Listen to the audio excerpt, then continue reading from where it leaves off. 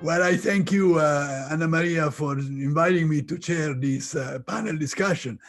And I also thank Giovanni, because with his synthesis, he has rendered our own understanding of a rather complex set of paper much easier. The session is based on three themes related one to the next, of course. One is the human economy. The second one is the post-pandemic world. And the third one is the need, stressed by the chair as well, to move from concept to action. And therefore, I recommend the national groups, while presenting their paper, to keep these three concepts in mind. I have divided the session in two parts as on the basis of the themes of the General Assembly this year. And I will allocate 4 groups to each part. Part 1 is about governance and the business model. And I will invite a contribution from Paris, from Madrid, from Bologna, and Malta to take part here. I am told to slow down because of interpretation, so bear with me if I slow down now. The second part relates to education and training, and I will invite the speakers from Rome, Bergamo, the US, and from Milan, in that order.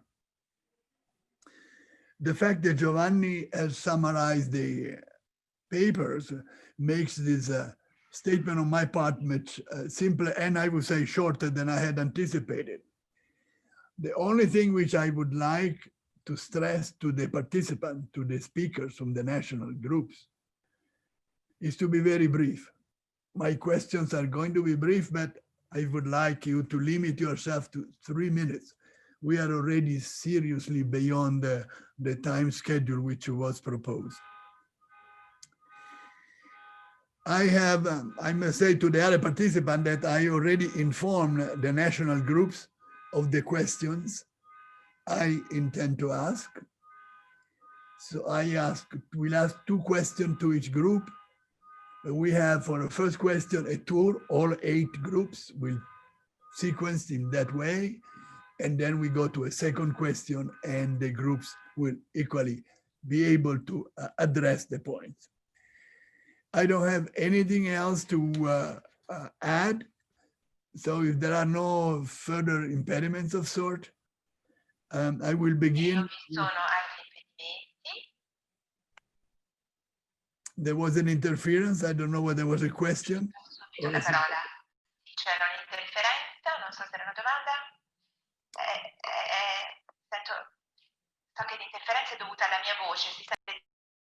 Okay, which should not be there. Okay, so we begin the panel discussion with France. I think the speaker will be Romain Levolt. Romain, good afternoon to you. My question is, the proposed business self-diagnosis, which your document proposes, is a scheme for the respect of human dignity in each company. Of course, we all agree to that. My question is, how can this be promoted? Of course, not by law, not by regulation. We need to find ways to promote individual participation and individual mobilization. So what can be done to foster this business transformation in the mind of business people, motivating them, involving them, and perhaps involving politicians, business leaders, schools, and others to provide the necessary momentum for this transformation in the management of business as the French paper proposes. Romain, you have the floor. Thank you, Professor. Yeah, it's really something that has been our obsession since we started working on this with the French group, is how do we turn this movement into reality? And our starting point was the address of Pope Francis exactly 2 years ago to this group, where he shared with us that the blossoming of a new ethical dimension within the system can only come from inside and not from outside. It cannot be commanded. So that was our starting point, and our question is, how do we spark it from within the system? And how do we get the business leaders to move by themselves rather than trying to pull them? And honestly, we started with ourselves. We all recognize how demanding this radical change is. And so we ended up going for a double approach. First, to start with our own interior life and making sure that we are not a Christian on Sunday and a business leader during the week, but to really bring our interior life, our spirituality as part of our business decisions. And basically, we think that there will be no authentic ecological conversion without an ecology of the interior life. And two, we needed a toolbox. So of course, there is a toolbox that is the Catholic social teaching, but we didn't want to use it as predefined guidelines that we would try to force with business leaders, but rather transform it into questions. And that's how we arrived to this self-diagnosis approach. And that was not actually just our own experience, but also something that we wanted to validate beyond the circle of the French chapter. So to do that, we have organized end of February, a workshop in Paris with business leaders, government representatives, and journalists to expose this approach. And it has been received extremely well. And that's why today we are pushed to publish that long form of the study. We're going to start with 6,000 to 7,000 copies that we will use to evangelize in our networks. Something very concrete that we're also doing in 4 months is a workshop dedicated to the importance of interior life for business leaders. And we will only invite 25 to 40-year-old business leaders. That's how we think it can be amplified.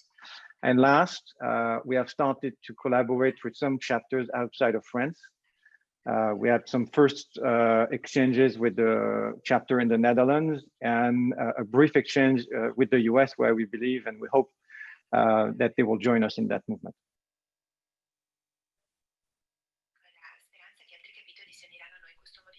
Thank you very much, Romain. I move on to the second team, the national team from Spain. I think the speaker will be Francisco Martinez. Francisco, as you know from my written question to you, I found in the paper the linking of the different encyclicals and the approach to socioeconomic dislocation, a very important contribution to represent the development of the church social doctrine.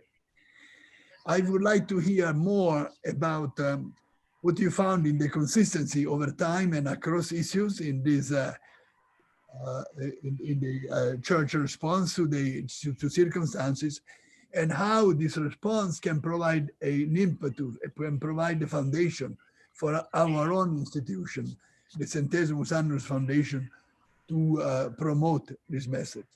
Thank you very much, Francisco. You have 3 minutes. Thank you very much, Professor Costa. Hello, everyone.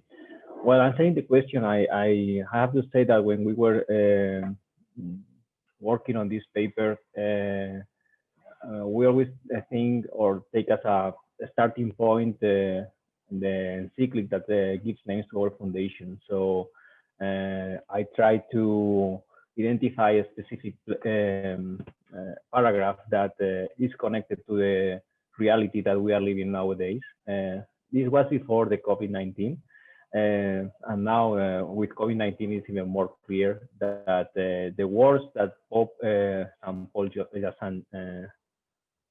St. John Paul II used were like very, very vivid nowadays too. Also,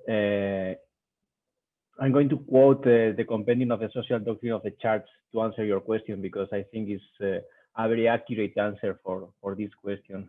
It says in the number 267, the course of history is marked by the profound transformation and the exhilarating conquest of work, but also by the exploitation of so many workers and an offense to their dignity.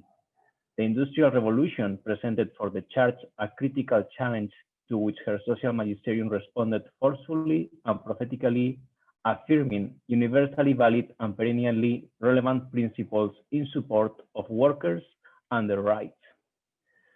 And this is very interesting because connects directly what with Pope Francis refers in this latest encyclical Fratelli Tutti. At one point, especially, he strongly denounces a tendency to use personal redundancies as a solution to business problems.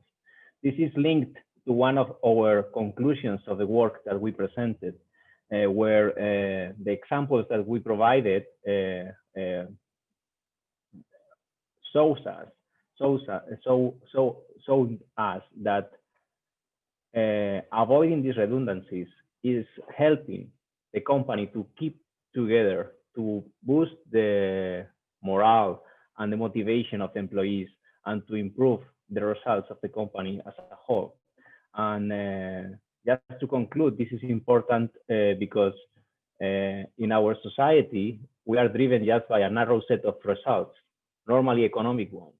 But we don't pay attention to the ones that dictate the new economy that was mentioned before. And these ones are the ones that I hope in the future are going to guide ourselves, so we can, as you mentioned, foster from inside or from this foundation, but also in our workplaces, a change that is needed and is inspired by the principles of the Church Social Doctrine. Thank you very much, Francisco. Very helpful within the time. I give the floor next to Bologna. It would save time if you don't call me professor, just Antonio would do it. The speaker from Bologna is Alberto Neri, if I'm not wrong. He will be talking about a note that addresses in practical terms a philosophical question that economists, and I'm an economist, have been debating for years. The search for the theoretical model that we must have to develop appropriate economic policy. The current model in economics is a fundamentally egoistic or even egotistic because it is based on individual returns. From Adam Smith onward, we learned that self-interest becomes an engine of development and it becomes an opportunity for others to develop and grow. Now, this model, this egotistical, if you wish, model has worked in the past to some extent. It has promoted wealth and industrialization, if you want, and wealth, but also enormous tragedies and enormous income differentials. It's not working any longer. And so the Catholic Church, the Catholic social doctrine of the Church, needs to bridge the gap which we have between the new reality on the ground and the old philosophy, which need to be replaced. Alberto, what are you telling us? What is Bologna thinking about this very crucial issue? Go right ahead.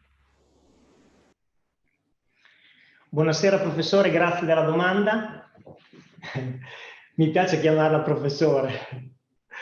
Un saluto particolare alla nostra Presidente, anche a Eutimio e anche per l'esposizione che ha fatto sull'andamento della nostra fondazione, perché la risposta al quesito che mi è stato posto e che ci è stato posto al gruppo di Bologna è attinente anche un po' alle indicazioni di investimento che dava prima il nostro amico segretario generale Eutimio. Allora la domanda, io rispondo con una domanda, che è questa: è meglio investire o è meglio ricostruire? Ecco, questa è una domanda che può già un po' dare una risposta, anche perché in questo contesto dove noi stiamo vivendo, penso che sia anche opportuno, per essere concreti, dare dei numeri. La World Bank nel 2018 faceva presente che 26 persone, le 26 persone più ricche del mondo, possedevano una ricchezza paragonabile a circa 3 miliardi e 800 mila persone. Questo nel 2018. Questi sono numeri concreti che non si interpretano ma si leggono, e la testimonianza ulteriore che sta creando questa crisi economica è il fatto che oggettivamente oggi le disuguaglianze stanno aumentando.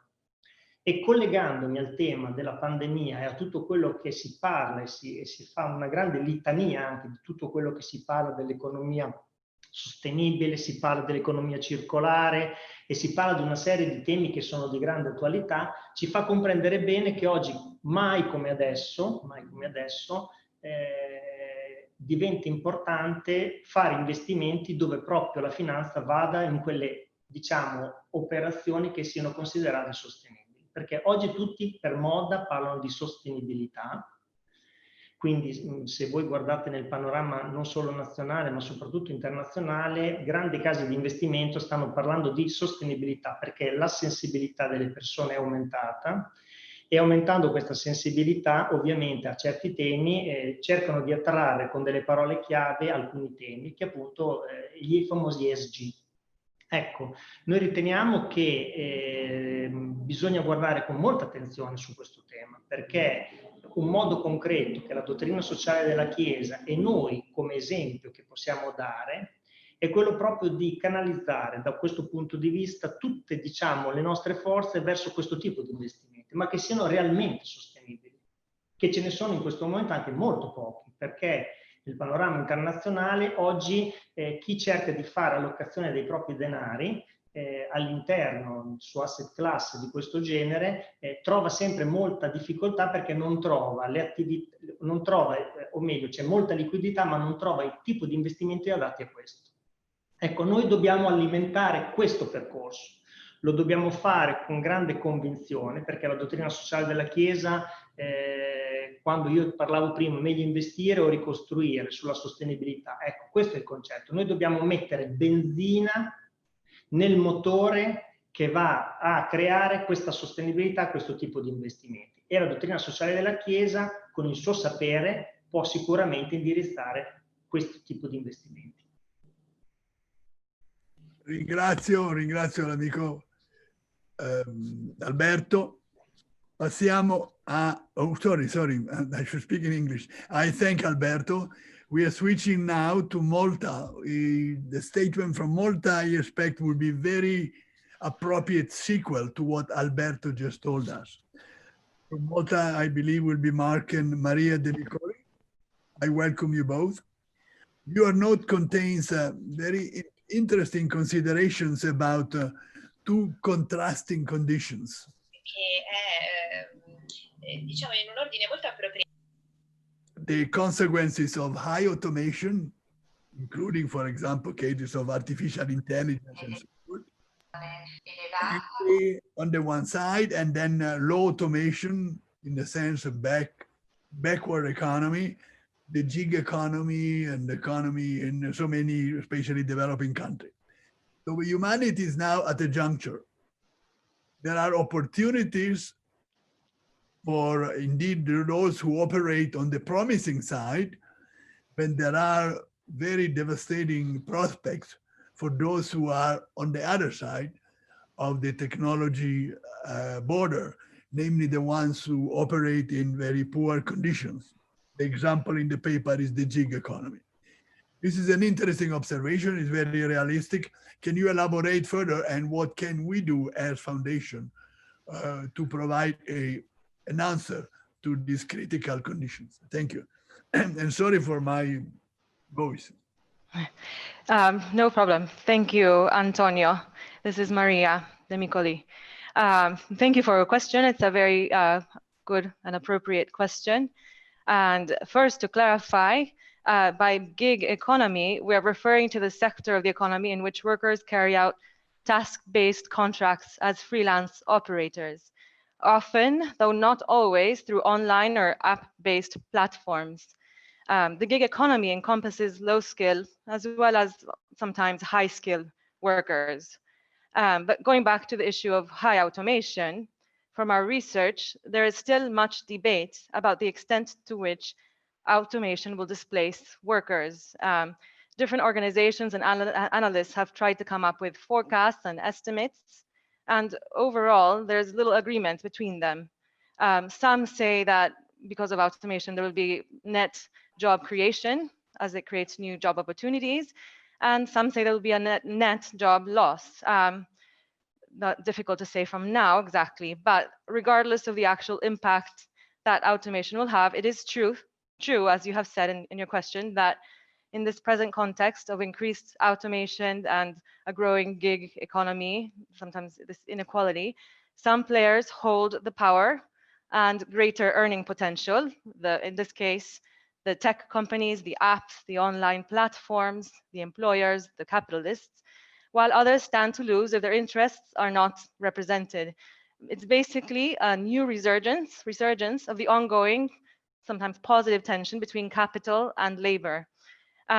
So these two dynamics, some people actually say will fuel each other now and in the future, with displaced full-time workers using online platforms to find gig, part-time, freelance work. And these platforms might also be used to connect laborers with the new skills demands online. There are some instances where automation may actually displace certain giggers, as is the case with self-driving cars. To further this, to support this, a report by the analyst house Forrester says automation will accelerate the need for and the size of the gig economy. Another analysis firm from the US, MX Finance, has said there's a strong case to be made that automation isn't entirely eliminating jobs as much as replacing well-paying jobs with low-wage work. So again, and in this report, they mentioned the gig economy as one of the main examples. So this, as in the past, labor kind of capital relations, we need good regulatory frameworks and organizations to promote, balance where there might not be, and more humane treatment. And in our research recently, we found that governments have begun to look into this to protect, especially this gig sector, this new sector, because what we're finding, what governments are finding, is that many employers are categorizing their gig employees, the workers, as independent contractors. So as independent contractors, they don't have access to labor protections and benefits, minimum wage, sick leave, healthcare, holiday leave, pensions, et cetera, et cetera. So as a result, the state of California, for example, this year, actually this very year, passed a new law saying that reclassifies most gig workers as employees rather than independent contractors, giving them again access to more protections and benefits. And in fact, because of this new law, just a few months ago, the state of California has sued two of the big gig companies, Lyft and Uber.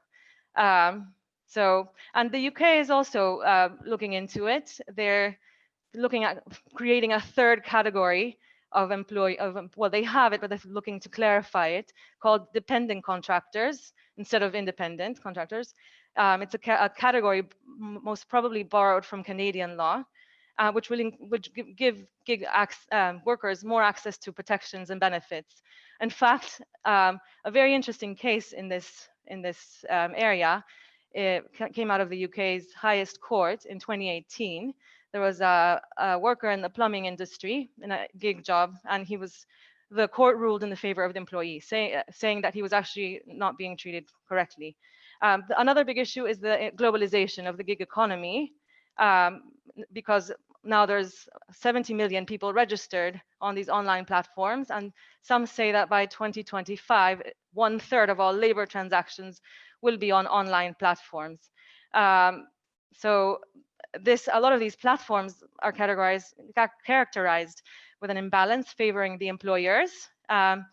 So the issue of workers' rights is coming into the international realm, and it's more difficult to implement laws in that realm. So labor has become a commodity in this gig world, and commoditized labor. And there's a little bit of a race to the bottom in that sector. Exploitation of workers has moved from factories to online platforms in some cases. There's a very interesting quote, from a gig worker in California. Billionaires like to pick and choose what laws they follow. Today, California is showing that no one is above the law, not even big tech. In automation, we also see that some people are coming up with some ideas to counter some of the negative effects there, including a possible robot tax, which is very interesting. Bill Gates is in favor of this robot tax, so that employees will have to think twice about replacing humans with machines, but also so that they can fund retraining of employees. And also so that another big issue is income tax revenue when there's such a big replacement of people in the workforce. So in the face of increased automation, as many have said before, we need to look at training, retraining, upskilling, reskilling. And as a closing statement, I wanted to say, although technology is here to stay and it's useful, and many times it helps us to work better, we need to be careful in its implementation, upholding the human dignity of all members of society. Thank you. Thank you, Maria. We have to be very careful about time because we have 8 times 2, 16 section. If we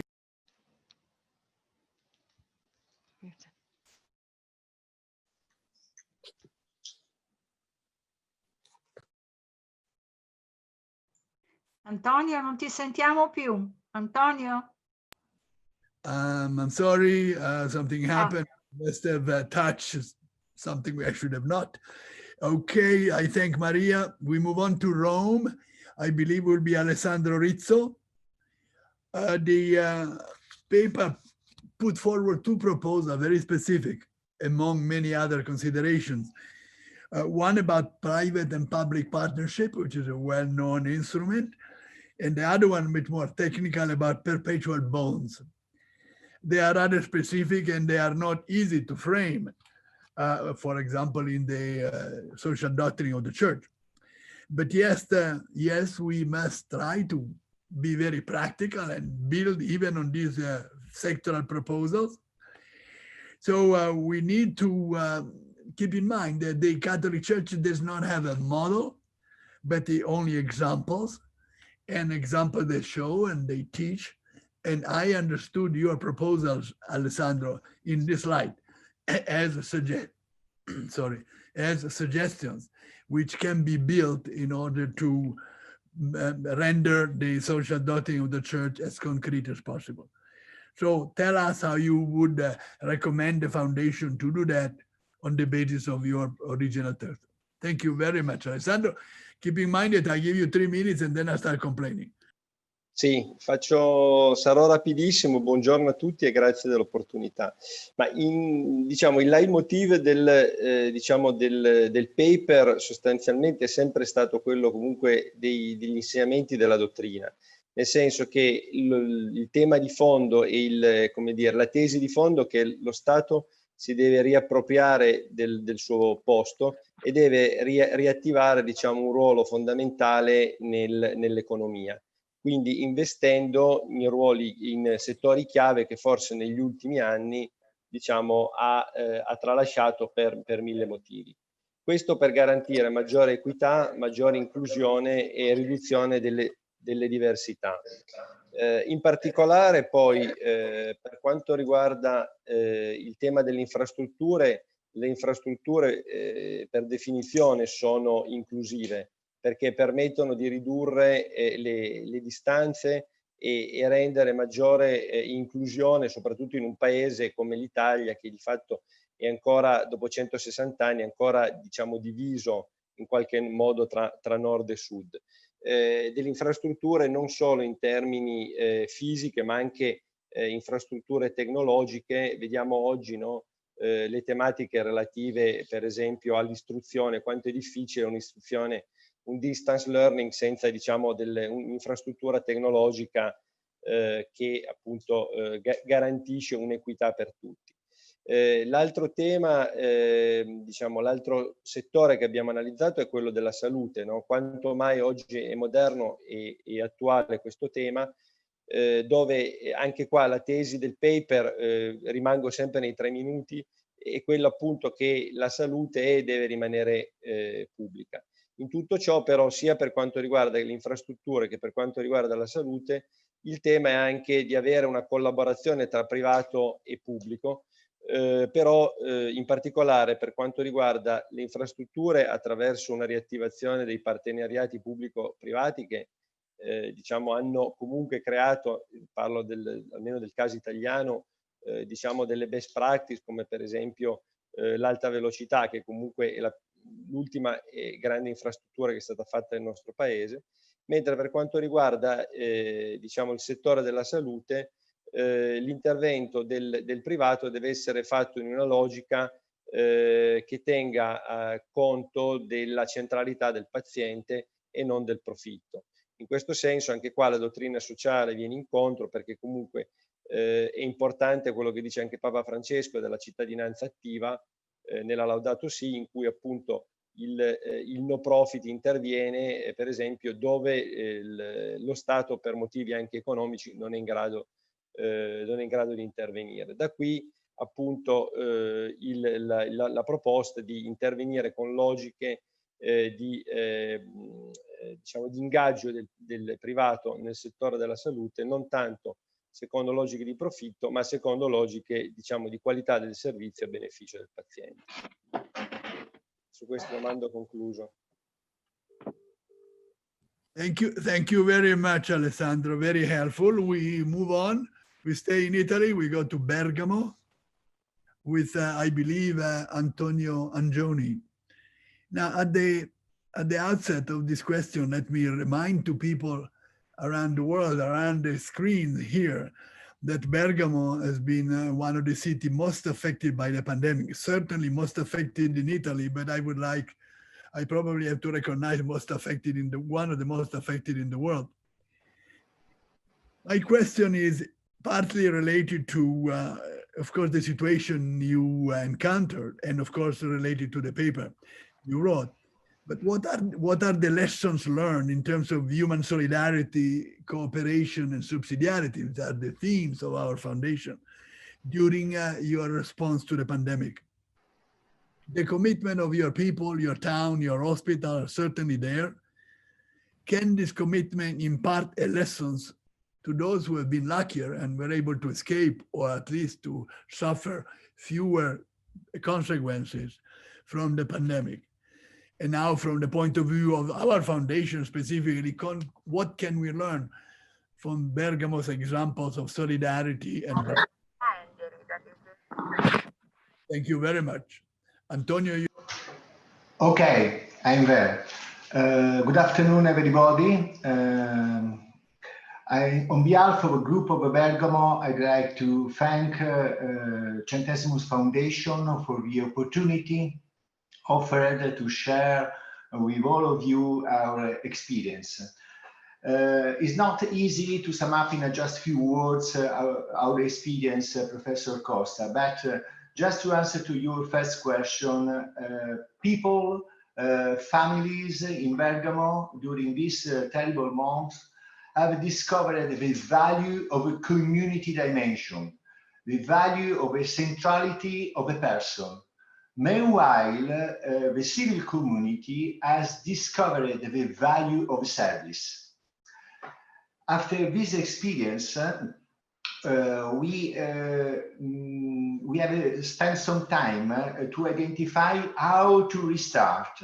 And for ourselves, restart means to build, to identify a new model, to confirm in a tangible way what is to give the reason for the hope that is in ourselves, as recommended by St. Peter in first letter. And we have matured the idea to develop and consolidate a culture of mutual obligation, a culture of a new and original obligation. New mutual obligation because health emergency has triggered an economic and social emergency, not only in Bergamo, but in Italy, in the rest of Italy, and the rest of the world. Everybody has verified how the system, economic system, is fragile. And also original and mutual obligation because build on the central role of the individual. For ourselves, challenge is to construct to better to refound the community without the damage of individual. And we bear an inescapable responsibility for our own society and for the environment in which we live.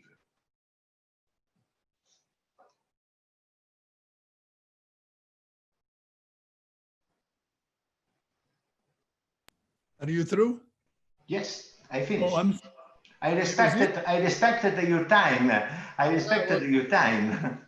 More than that, you put some money in the saving bank. Okay. Well, thank you, Antonio. I follow clearly. It was so interesting. I wanted you to say more. Okay. Thank you, Antonio. Now we move on to the United States, to Frederick Fakarzadeh. And my question is very practical because the document that the American group proposed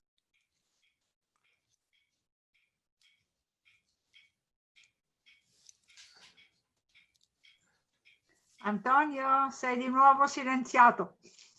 Okay, there is something here. Either I do something wrong or my system is not working. Okay.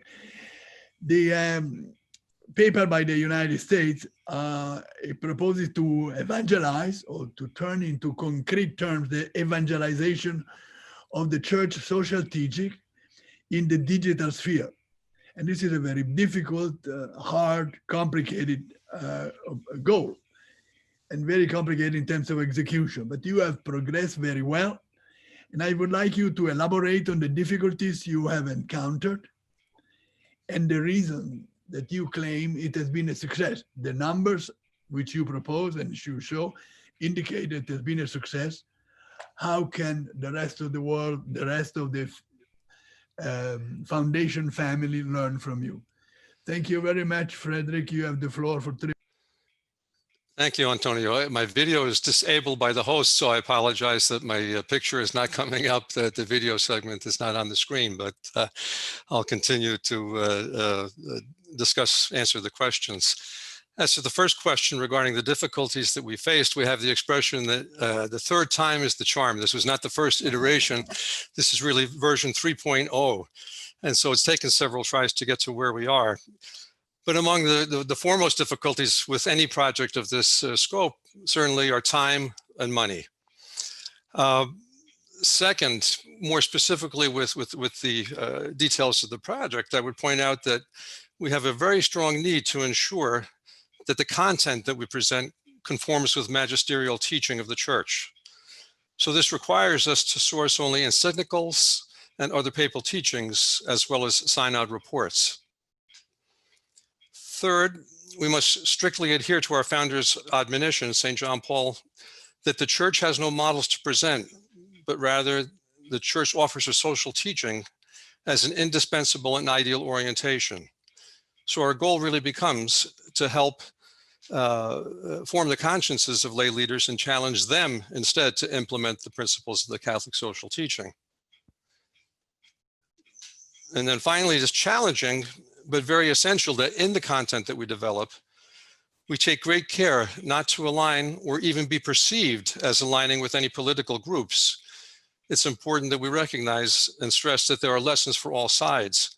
So developing this content that satisfies all these criteria takes much effort, time, and meticulous attention to all details. As to the second part of the question about the success metrics, Professor Marcegera very nicely summarized one of the key points in stating that in the past 12 to 15 months that we've had this project, we've greatly outnumbered the followings that we've had in the preceding 10 years combined. And let me get the video, and I have the, okay, there we have the video up now. Thank you. But again, the goal of this was to bring people to the website where they can learn more about the Catholic social teaching and how it informs public and private life. And towards this effort, among the other metrics that we've learned is that over 30,000 individuals who have come to the website have spent over 4 minutes learning about Catholic social teaching. And in the last quarter, that's actually risen to over 5 minutes. So that we see that the visitors that we're getting are spending more time on the website, hopefully in an effort to learn more. And then also another factor that we've seen is that among the visitors who come, what we call the bounce rate is extremely low. So that people, once they come to the website, are actually staying and searching other pages on the website. We have 74% of the visitors who come to the website go on to other pages, which we are told is actually 3 times the typical number that is seen on the internet with most other metrics. So our hope and trust is that these efforts are indeed fulfilling the call for enthusiasm and spreading the word about Catholic social teaching. Thank you. Thank you very much, Frederick. We move on to the last group of this first round. There will be a second round later. From Milan, I believe the speaker is Giovanni Facchini Martini. I would like to ask you, Giovanni, your note points out that at the heart of cohesion, social cohesion, human cohesion, there is a fundamental concept. In Italian, it's called avere cura, namely taking care of others. Now, this is the topic, obviously, of Monsignor Celli's statement who referred to the Good Samaritan and the parable that is in Pope Francis' latest encyclica. The note, Giovanni, your note goes on stressing that the women play an eminent role, a preeminent role, you actually say, in this avere cura, in this concept of taking care of others.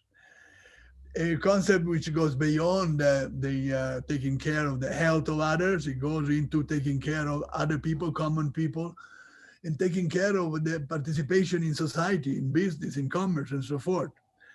Now, all of this is particularly important, and this emphasis on the role of women is something which I would like to hear more about it. Can you elaborate in the next 3 minutes? Thank you.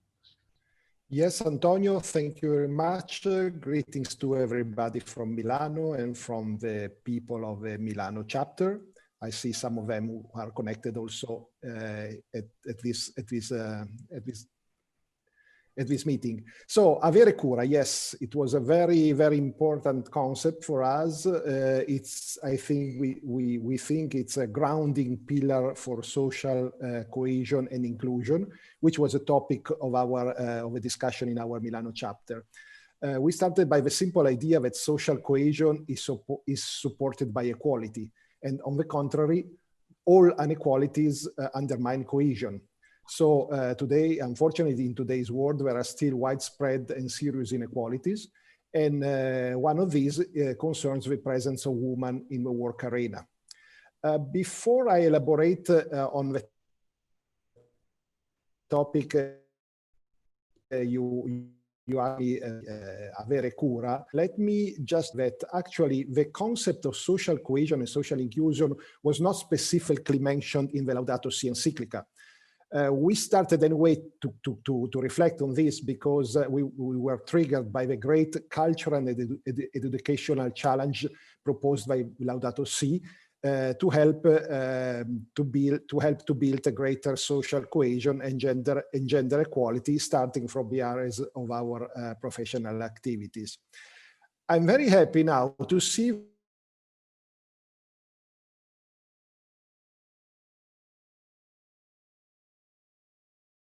that the term cohesion, I will not quote Pope Francis now, but you can go to number 31 of a new encyclica Fratelli Tutti and see that the concept of social cohesion is actually included in the encyclica.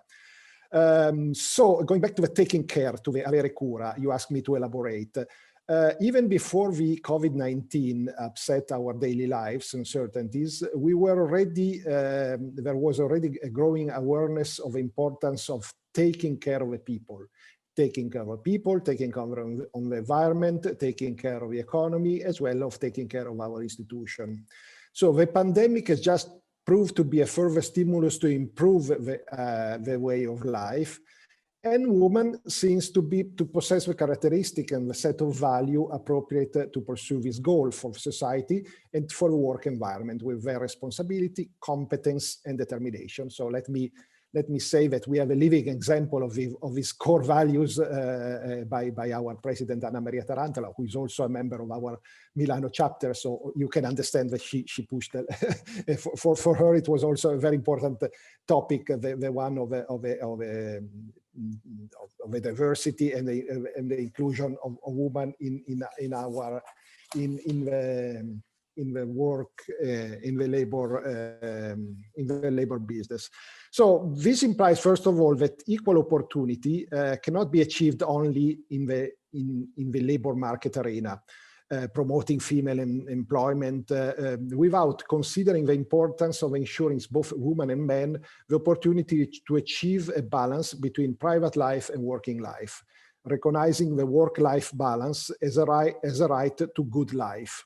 So basically, we don't have to look only to the labor market and to improve the participation of women, and we can elaborate in the second question about this. But basically, the work-life balance is very, very important to have a more equal participation of women, not only in labor, but in life as well. So in conclusion, the pandemic, the lockdown, and the smart work, also from home, were new interesting trigger to achieve a more equal way work-life balance. And women played an important role in and taught us a lot of new things, how to work and work from home and live a more balanced work-life balance. Thank you very much. Thank you, Giovanni. Very helpful. We have completed the first round, 8 statements by 8 groups. We switch now, if the chairperson is in agreement, yes, we switch now to the second part of this debate. The first one was, I remind you, was related to governance and business models. The second one will be related to education and training. And again, I call on France as the first group to participate. My question regards the options which have been proposed in the note as an instrument for a new corporate mindset. Now, this new attitude in business seemed, using the past tense, seemed inevitable, an inevitable change before the pandemic. But since the beginning of the year, a number of business circles, including the American Enterprise Institute, which promoted the change a year ago, well, they look like having a reservation. I would like to ask you, what could be the causes of this change? Is it that the old mentality is coming back? Or is it the crisis that slowed down the process of change? Or perhaps it is inevitable, every revolution has the ups and the downs. I do not know, but I would like you, French group, Romain, to interpret these new changes and explain them to us. Thank you very much. Thank you, Professor. So yeah, first we can all recognize that as a business, it's indeed very difficult to focus on sustainability and integral ecology when you're fighting for your own survival. So that what we observe is this first reaction to refocus on the short term. And yes, there is a risk that you momentarily give up on charity and common good. And that's okay. I think it's a perfectly human reaction. But at the same time, this crisis is exactly the perfect spark to realize how deeply we are connected as humans, but also as businesses, and how much companies depend on their clients, depend on their suppliers. So as you fight for your own survival, you also realize that you need the survival of all parties, employees, customers, suppliers. So that's why we also believe that we should see the emergence of this new mindset. And even though, yes, there is a lot of morosity, we are still in a state of urgency.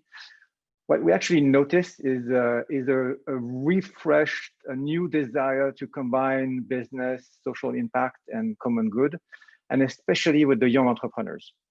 And as a result of that, we also see that shift happening at the investor level, at the shareholder level.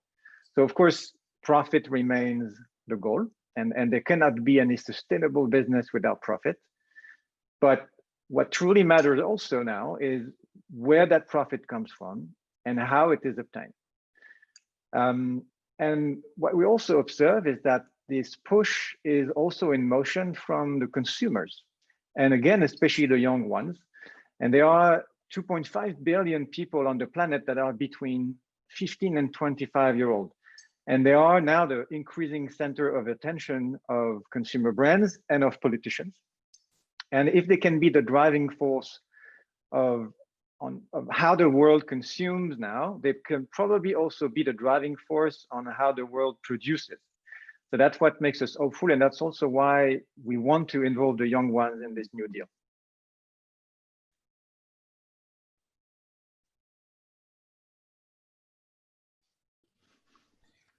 Thank you very much. I appreciate, Romain, for your interesting statement, and in a very short time. We move on again to Spain, I believe to Francisco. Let me say that the note from Spain illustrates several examples of effective CRS, corporate social responsibility. Some of these examples refer to dislocations and crises prior to the coronavirus. And some of these examples refer to cases after, during the pandemic and its aftermath.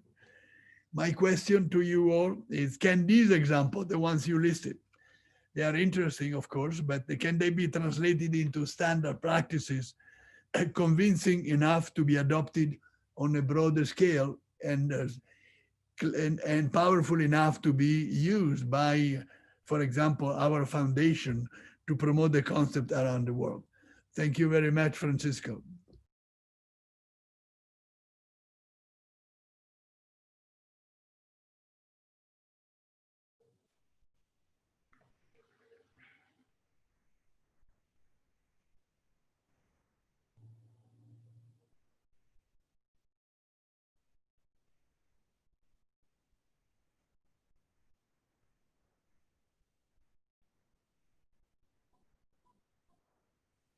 I wonder if Paco is listening to us. Francesco seems to be disconnected. Maybe Antonio, if you go on with the next question to the next person to interview, and then we go back to Paco.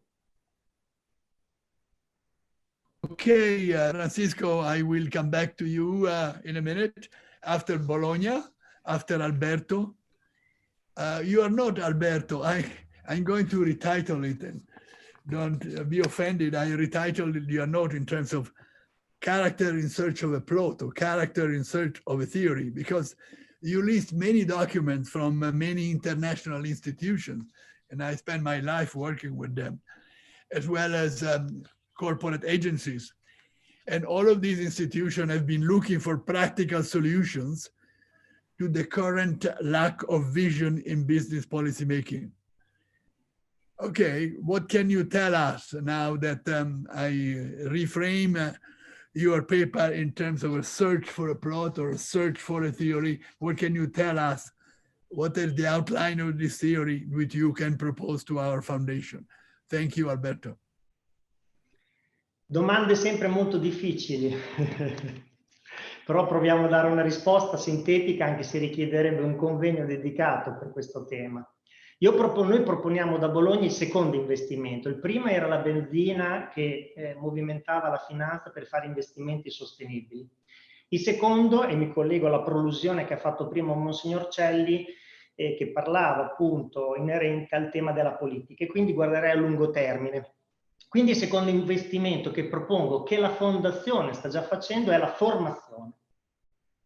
Ma una formazione che deve dare una cultura e deve dare una tecnica a chi la pratica in modo concreto. Anche perché io mi rifaccio a quello che diceva Aristotele 2400 anni fa. Lui parlava di cognazione, cioè la convergenza scuola e lavoro, che non vuol dire alternanza. Ecco, noi sulla formazione possiamo fare un lavoro molto importante, perché questo consentirebbe anche a livello internazionale a rilanciare un nuovo tipo di fare imprenditoria, quindi non una vecchia old economy, ma una nuova new economy che guarda al futuro. Quindi l'investimento della formazione è un qualche cosa che può e deve sicuramente generare, che è quello poi il fine ultimo, comportamenti virtuosi. Perché io ricordo che prima c'è il bene e poi ci sono le regole.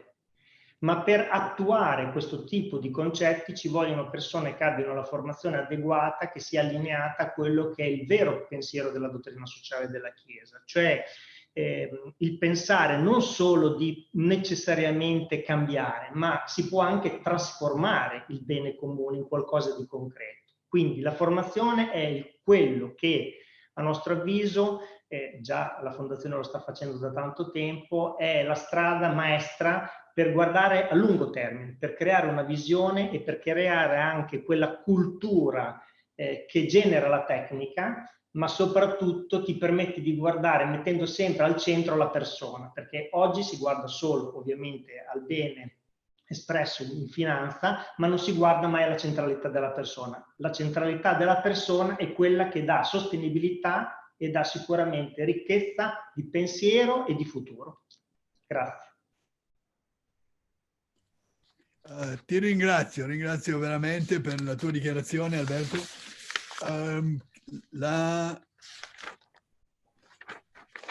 Okay, we were missing a participant before. Is it ready? Or should we move on? I'm ready. You're ready. Okay, then you have the floor. Oppure dobbiamo procedere? Sono pronto. Bene, sei pronto. Bene, allora, tieni la parola. Sorry, what was the question? Because I was on a phone call and that's why I missed the floor before.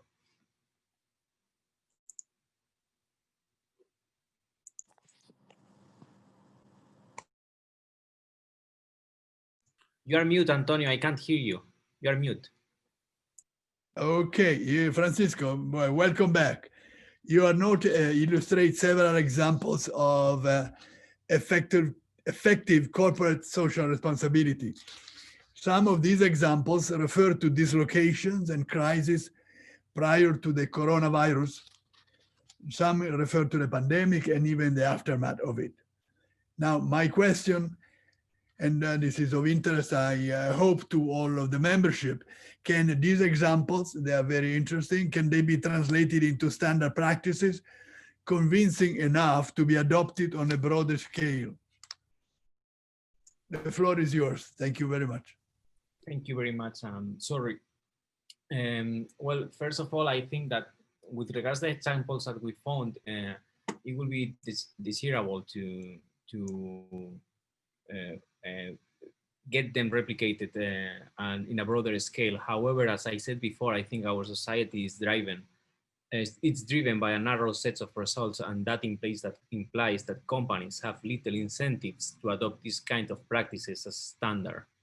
However, I think there's hope. I think lately we saw that investors are shifting towards the new ways of investing, where the parameters are taken into account for making investments are just not driven by economic results. In this sense, I think that green bonds are something that are making a change in this context. And also, maybe we will see one day that despite the losses of a company due to unforeseen circumstances like the one of the pandemic, investors won't look just at the results of the company, but how the companies as a whole are reacting to those unforeseen circumstances and decide based on this reaction and not just by the profits or losses of the exercise.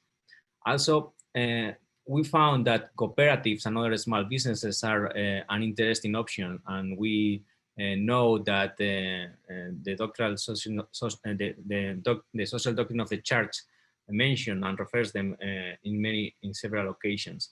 I would like to share with you that in Spain, cooperatives are successful, but you have to differentiate between industrial cooperatives, which work very well in the north of Spain, in particular in the Basque country.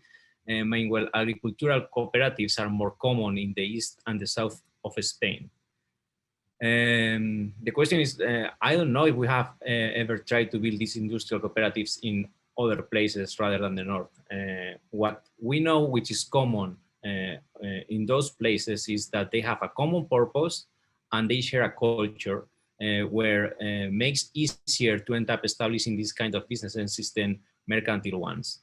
Said that, I think that probably because mercantilism sounds more profitable and less risky than solutions that cooperative offers, we tend to find all over the world these kind of solutions instead other ones. In order to find or replicate this kind of initiatives, I think we should pay attention to common purpose in different places and the values that are shared by the cultures of these places, and check if that make possible to establish or reach new initiatives that are not just mercantile ones, but take into account other or different, I can find the word, different drivers to build business together.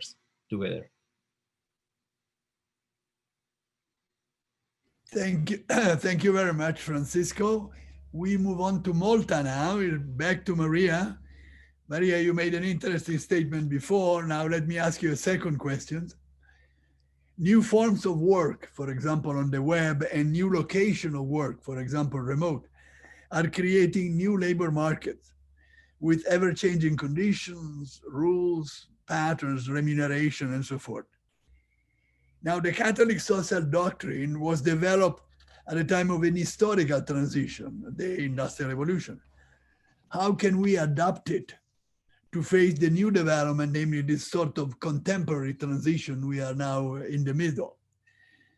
Are greater dignity, more solidarity, and stronger subsidiarity specific enough concept to build upon in what we can propose as a foundation? Thank you, Maria. You have 3 minutes.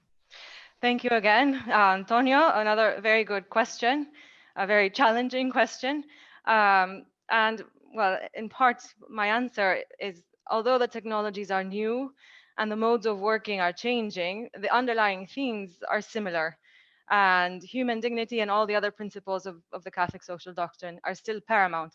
In fact, they need to be highlighted even more. In the face of so many machines and technologies taking over so many tasks, we need to continue to emphasize the dignity of the human person and of workers. In several of the economic reports we read, it was encouraging to see that many analysts mentioned the value of human creativity, ingenuity, but also of soft skills, quote unquote, of being able to relate and connect with others. And in fact, in more than one place, in one report in particular, it stood out to me that it said, there is still value in being human. And in fact, to further this, the compendium of the social doctrine of the church states, the decisive factor and referee of this complex phase of change is once more the human person, who must remain the true protagonist of his work.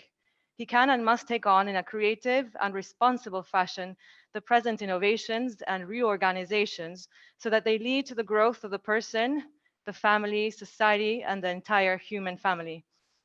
And this is, again, also applies to the crisis and how we face the crisis. And then this was a big question as well. And as we were brainstorming, another idea we came up with, I mean, I think the fact that we come from Argentina and Malta have a part to do with this answer, is that maybe the value of integrity as a whole, just by itself, needs to be emphasized.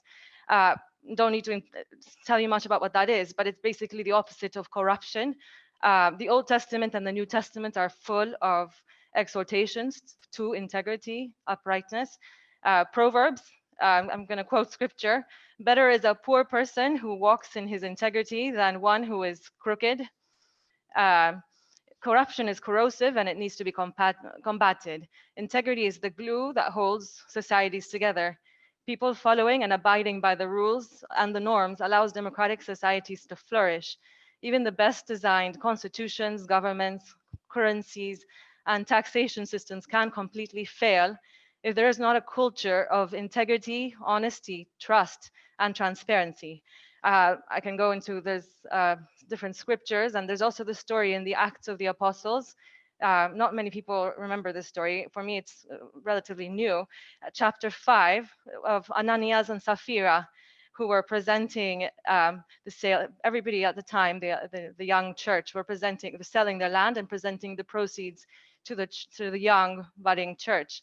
And this couple held back some of their earnings and lied about it. And Saint Peter called them out on it, and they died on the spot. They both died and had to be carried out, one first and then the other. So it's a very strong message about integrity, honesty. And later in the same book of the Bible, the Acts, quoting St. Paul, it says, "So I always take pains to have a clear conscience toward both God and man." So, and it's all over. Another quote, Proverbs again, "Better is a little with righteousness than great revenues with injustice." And then the last scripture I'm going to quote is from Philippians chapter 4. "Finally, brothers, whatever is true, whatever is honorable, whatever is just, whatever is pure, whatever is lovely, whatever is commendable, if there is any excellence, if there is anything worthy of praise, think about these things. What you have learned and received and heard and seen in me, practice these things, and the God of peace will be with you." So thank you. And thanks everyone for your contributions. Thank you, Maria. Very helpful. I had a moment of panic because my computer was a 1% battery, but it was replaced immediately. I go back now to Rome, to Alessandro, I believe. Alessandro, you are not put forward a very interesting proposal, well discussed in the literature, but we need to see how relevant this is in terms of our own work. The proposal is about, you call them obbligazioni per la ricostruzione, reconstruction bonds, which you propose for several $100 billion. They are, of course, perpetual bond, sort of debt instruments that last forever, at least as long as it is decided to do so. Now we have faced a lot of problems, theoretical problems, but also practical problems.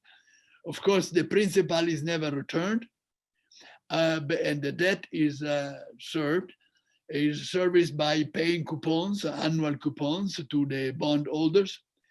But future generation cannot escape. They will continue to pay and service those bonds, while we use the principal in order to reconstruct infrastructure, for example.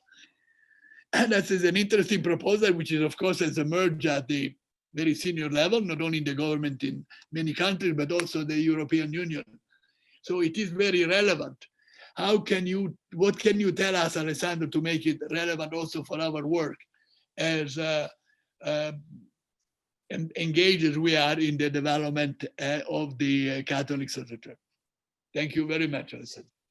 Grazie a lei della domanda, rispondo in italiano sempre. Ma allora, intanto ovviamente dovendo investire in infrastruttura ci siamo anche posti la domanda su come finanziarle. Ovviamente col debito italiano, che come molti sanno supera di gran lunga il PIL, la sola crescita, diciamo, ha dimostrato in questi anni che non è sufficiente. Abbiamo visto che la crescita del PIL, cioè la riduzione del debito fino all'80%, prevederebbe una crescita del PIL all'1% diciamo, in 75 anni. Cioè in 75 anni si potrebbe ridurre il debito all'80% con una crescita all'1%. Considerando che in questi ultimi anni abbiamo assistito a delle crisi che hanno portato indietro di 10 anni la crescita del PIL, probabilmente la riduzione del debito attraverso la sola ricetta del PIL non è percorribile. Quindi abbiamo immaginato, diciamo, qualcosa di rottura e di straordinario in un momento straordinario come quello della post-pandemia. E quindi, diciamo, non abbiamo inventato nulla, ma è una proposta che viene anche da illustri economisti e industriali, piuttosto che anche uomini di banca, ed è quella di una sorta di bond, adesso li abbiamo chiamati irridimibili, ma in realtà sarebbero dei long term bond, dove verrebbe attivato, diciamo, un patto non tanto generazionale, ma un patto tra, diciamo, le classi più abbienti e le classi meno abbienti del nostro paese. Questo bond dovrebbe avere, diciamo, potrebbe essere garantito dallo Stato. Innanzitutto, ovviamente pensiamo che un debito debba essere restituito, però ovviamente un debito magari a lunghissimo termine, quindi garantito da asset dello Stato, quindi un prelievo non forzoso, quindi non stiamo parlando della tanto temuta patrimoniale, di cui si è ampiamente discusso nel dibattito politico italiano, magari diciamo un debito defiscalizzato sicuro a un tasso dell'1-1,5%, e questo potrebbe essere diciamo finanziato attraverso diciamo le classi maggiormente abbienti del nostro paese. E ci sono già dei precedenti come i war bond americani durante gli anni 40, e viene anche chiesto a gran voce, come dicevo, da alcuni economisti come per esempio Tremonti piuttosto che del professor Balzoli. E chiaramente diciamo, è una proposta, è una suggestione ovviamente, perché poi diciamo, gli aspetti tecnici di questo bond dovrebbero essere ovviamente analizzati in maggior dettaglio.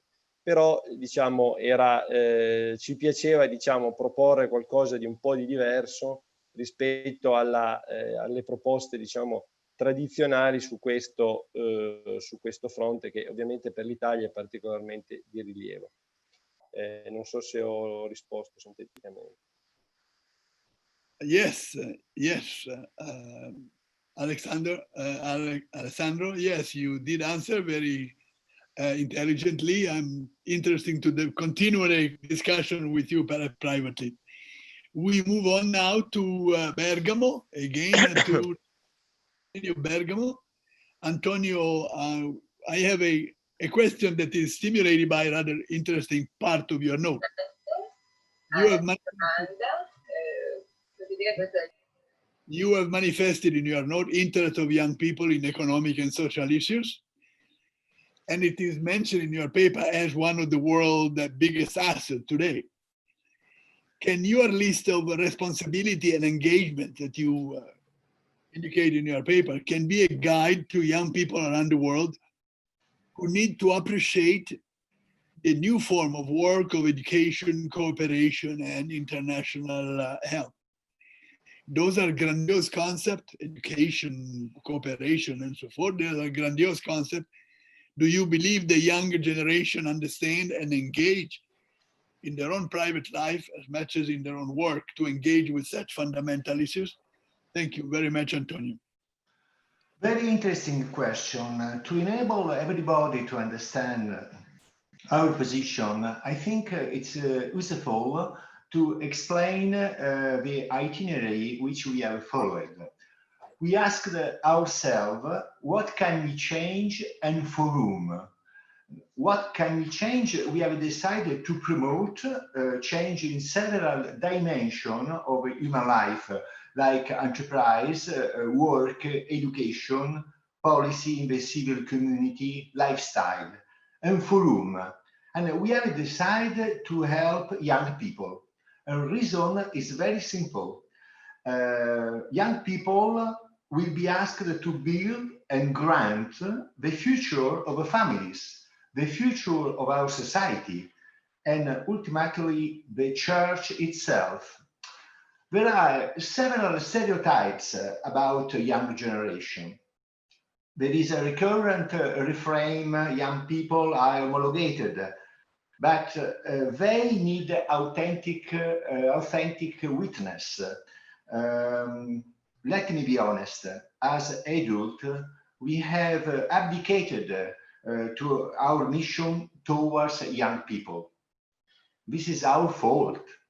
And too many young people have been sacramentalized, but not evangelized. Also in a location like Bergamo, with a long Catholic tradition. And accepting the invitation of a bishop of Bergamo, who recently wrote a letter, serve the life where the life happens, we have decided to promote a strong economic seminar called Say Yes, where yes is an acronym for young, for economy and society. Marce Guerra has explained the items. I don't have the intention to repeat also because are summarized in the document, which will be published in the website. What I simply strongly confirmed young people could follow the new message, could follow when they found authentic witness.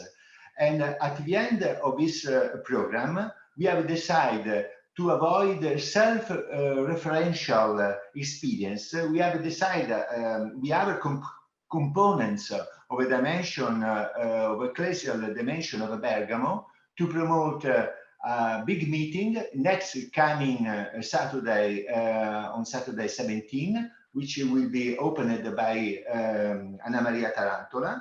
And the item discussed will be sustainability, responsibility, social impact, the challenge of enterprise in the third millennium after the pandemic. And let me express our happiness because the majority of people will be young, will attend to this meeting. In just few words, young people are waiting forward an authentic witness from ourselves. Thank you for your attention. Thank you, Antonio. Very helpful. We move on back actually to the United States. Frederick, I hope you're ready. I'm going to ask you a practical question, if you wish, a theoretical question, sorry, a technical question, a practical question. Is the US chapter willing to assist other national chapters to develop their own sites, the way you've done it in the US and the way you were discussed earlier, with this and therefore offer it to other chapters with the same magnificent richness of messages, of images and results. I know, and Anna Maria mentioned it earlier in the week, that the secretariat of our foundation is examining the possibility to coordinate and to help disseminate the US web experience to sister organizations, to other national groups. How can this be done, and how can the other chapters consult you regarding the extension of your experience elsewhere? Thank you very much. You have, Frederick, you have 3 minutes. Thank you, Antonio. Yes, we would be most honored and delighted to be able to help our sister organizations. And we're very excited that the Secretariat of the Fondazione is expressing this interest in being able to expand with our work and be able to disseminate it more broadly. There's certainly many levels at which this could be done. There's materials certainly that the Fondazione has on its website that's accessible, that can be used, that provides a lot of the source documents, which are already translated in most instances. So that is a very good, it would be maybe just some technical issues to work out with that. There's also the option to start for a chapter with something altogether new, as we have basically done. We could engage our developers. We have one primary developer that we've been working with, but there are also some subcontractors with specific expertise in different technical issues and development issues, so we could engage them. And then anywhere in between, from starting to new to starting with what's already out there. But I think there are probably 4 basic elements that are essential to keep in mind when trying to develop the website. First is that someone with a deep knowledge of the Catholic social teaching has to be working with this to be able to oversee it. Second, that we need a creative person who can take that knowledge, work with it, but turn it into attractive and accessible imagery and layouts to be able to have that dynamism that's so essential on the web. Third is that there has to be a good working relationship and a feedback loop, because this is a very dynamic process. There's a lot of tweaks and adjustments that have to be made in developing this material. So it's a constantly dynamic, vital type of process in developing this material. And then the fourth element, the final element, is the technical proficiency to be able to see this through. So again, we'll be very, very happy to be able to coordinate with other chapters and with the Fondazione and taking this work further. Thank you. Thank you, Frederick. Very helpful, and indeed we are looking forward to see what we can do in our national chapter to benefit from the American experience.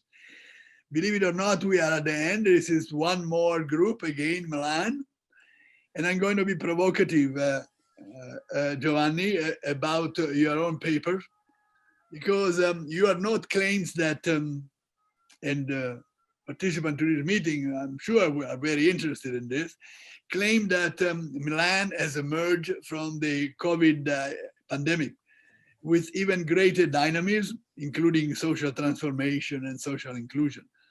Even greater dynamism than in the past. Milan has always been known for its dynamic business activity. Question, provocative question, Giovanni. On the basis of what evidence you can arrive to this conclusion that I found it very encouraging. I really happy to learn what you write, but give us some concrete evidence about it. Thank you.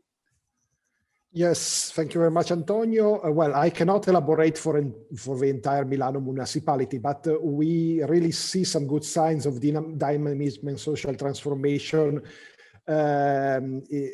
especially from our observation point. Mainly the members of the chapter of Milan are professionals involved in finance, in corporate governance. So in these fields, and especially relating to the topics of our paper, which was social inclusion and diversity, this we can say we see some very encouraging signs. Especially the role of women in business world can be grasped in many fruitful experience we see in Milan. First, on female entrepreneurship, and particularly on immigrant women which are starting entrepreneurship. So basically, the first thing, immigration is seen as a very difficult topic for Europe, for Italy, but we see some very encouraging signs of immigrants, women who become entrepreneurs. Second, we see a lot of numerous experience of associative participation of women who carry out concrete work of social cohesion, which is very important. And finally, which is was the main topic of our paper, we see an increased presence in the board of directors and managerial roles of women in corporation.